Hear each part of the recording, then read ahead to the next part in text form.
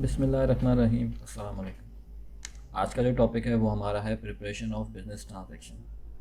Transaction का मतलब give and take, लेन देन। बिज़नेस ट्रांजैक्शन कारोबारी लेन देन।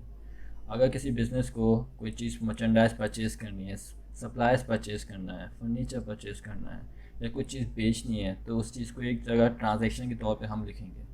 उस बिज़नेस ट्रांजैक्शन को हम प्रिपेयर करेंगे और आज के टॉपिक में उस चीज़ को डिस्कस करेंगे कि एक बिज़नेस ट्रांजैक्शन किस तरह प्रिपेयर की जाती है।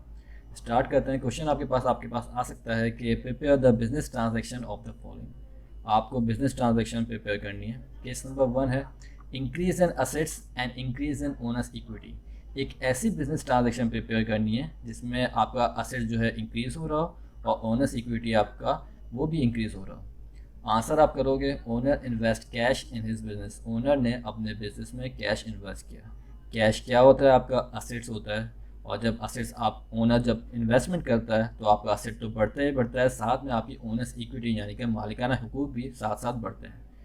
तो कैश बढ़ा, असेट्स इंक्रीज हुआ आपका, ठीक है। इसके अलावा ओनर्स इक्विटी भी बढ़ गए साथ साथ। तो ये ट्रांजैक्शन का आंसर क्या हो जाएगा? ट्रांजैक्शन आपकी बन चुकी है। Owner invest cash in his business. Case number 2, decrease in assets and decrease in owners equity. एक ऐसी बिजनेस ट्रांजैक्शन बनानी है जिसमें आपका एक असेट आपका कम हो रहा हो और ओनर्स इक्विटी भी आपकी कम हो रही हो। आपने आंसर क्या लिखा? Owner withdrew cash from business for his personal use.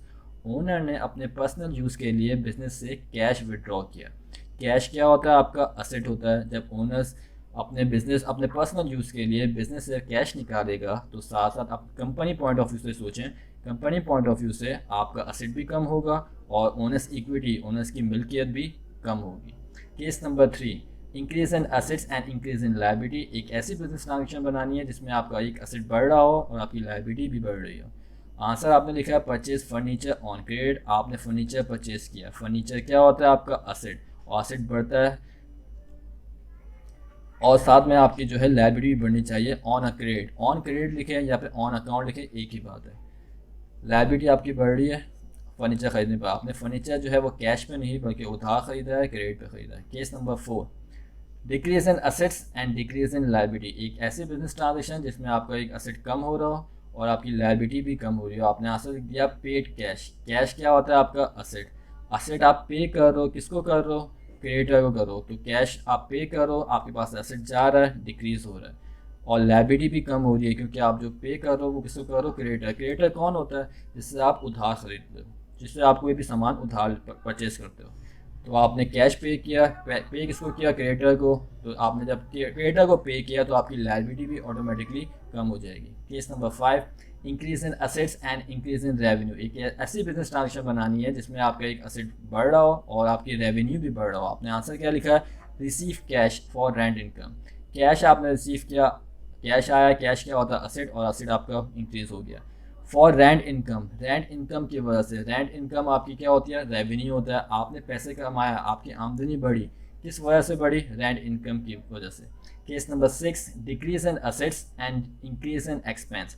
एक ऐसी बिजनेस ट्रांजेक्शन बनानी है जिसमें आपकी असेट जो है वो कम हो रहा हो और आपका एक्सपेंस जो है वो बढ़ रहा हो। आंसर आप लिखोगे paid cash for salaries expense. आपने कैश पैसे पे किए, असेट आपके पास से गया, कम हुआ, डिक्रीज इन एसेट्स, एक बात तो हो गई। दूसरी बात, इंक्रीज इन एक्सपेंस, आपका एक्सपेंस भी बढ़ रहा हो, आपका अखराजात बढ़ रहे हो। कौन सा एक्सपेंस आपका बढ़ा है यहाँ पे? Salaries expense. तो सैलरीज एक्सपेंस भी बढ़ रहे हो आपके और आपके असेट जो है वो क्या हो गया? कम हो गया।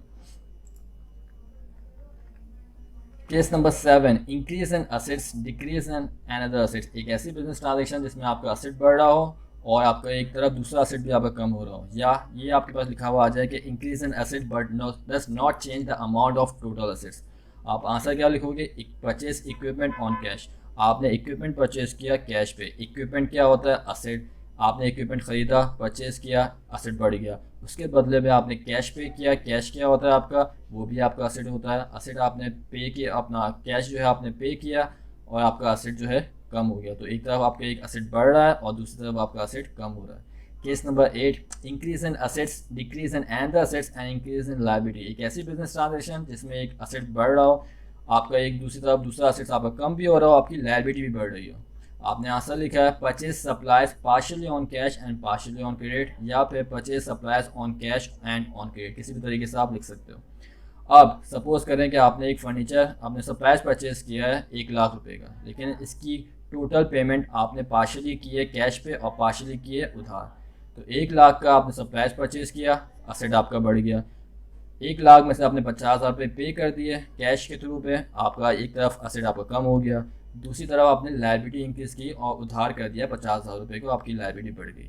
इस वीडियो में इतना ही, अपना ख्याल रखिएगा, दुआ में याद रखिएगा। अल्लाह हाफ़िज़।